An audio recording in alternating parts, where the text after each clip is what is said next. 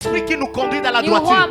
C'est comme ça, Jésus reprenant cette version, il a dit dans Jean chapitre 16, à partir du 13e verset jusqu'au 15e verset, c'est le Saint-Esprit, lorsqu'il sera venu, celui qui vous conduira dans la vérité. À d'autres termes, lorsque l'Esprit descend à toi, lorsque l'Esprit te remplit, il te conduit dans la vérité. Qu'est-ce que la vérité? La vérité s'appelle la parole. La parole qui s'est faite chair. La vérité s'appelle la parole. Et si tu veux être conduit dans la vérité, il te faut le Saint-Esprit. Parce que la vérité te dira, je suis le seul chemin, la vérité et la vie. Nul ne peut venir au Père que par moi.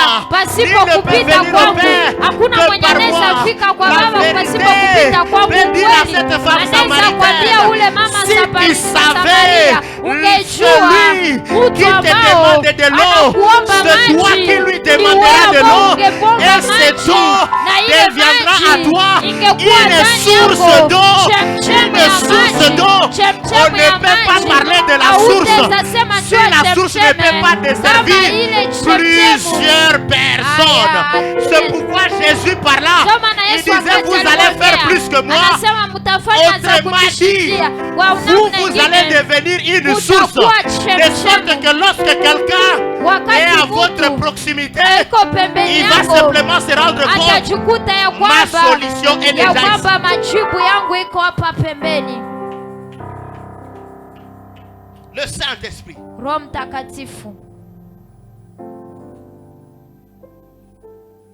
Bien-aimé. Romains 5:5. Tu ne peux pas aimer si tu n'as pas l'Esprit de Dieu.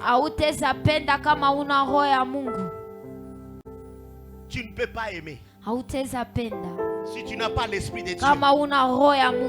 Tu ne peux pas aimer si tu n'as pas l'Esprit de Dieu. Je suis dans 1 Corinthiens chapitre 2. Le verset 11e. Il n'y a que le Saint-Esprit qui connaît la pensée de Dieu.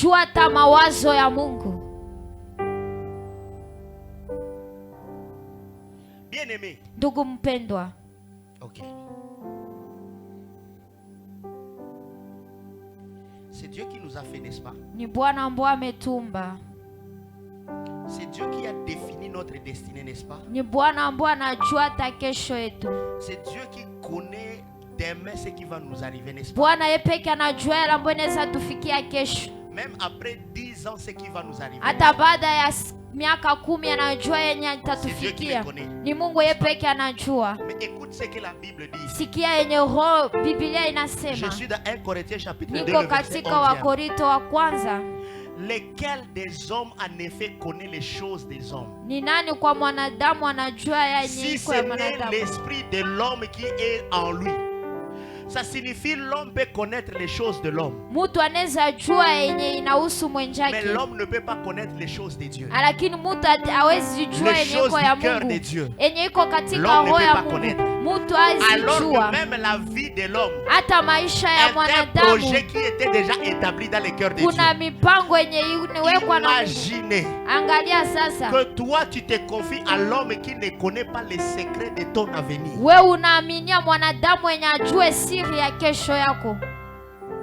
Mais la Bible ajoute, il dit, de même, personne ne connaît les choses de Dieu si ce n'est l'Esprit de Dieu.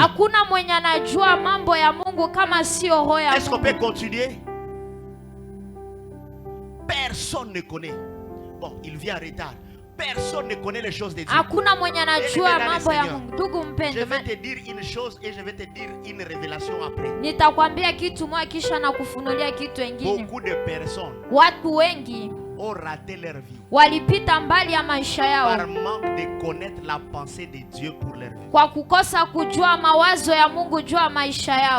de personnes ont pris de mauvaises décisions par manque de connaître la pensée de Dieu par rapport à la situation.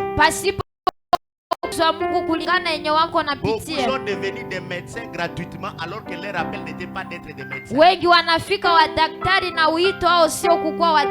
Beaucoup sont devenus des maîtres gratuitement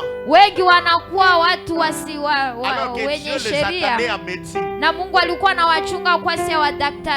C'est comme ça, tu as un diplôme de l'économie, mais tu es électricien.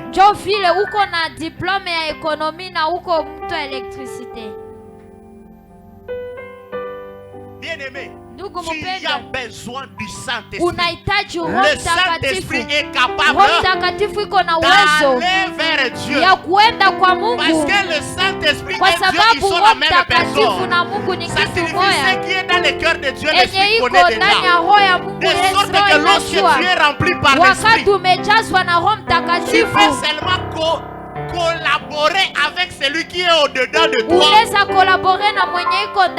pour savoir quels sont les projets de Dieu pour mon avenir. Et à partir de ce moment, l'Esprit de Dieu est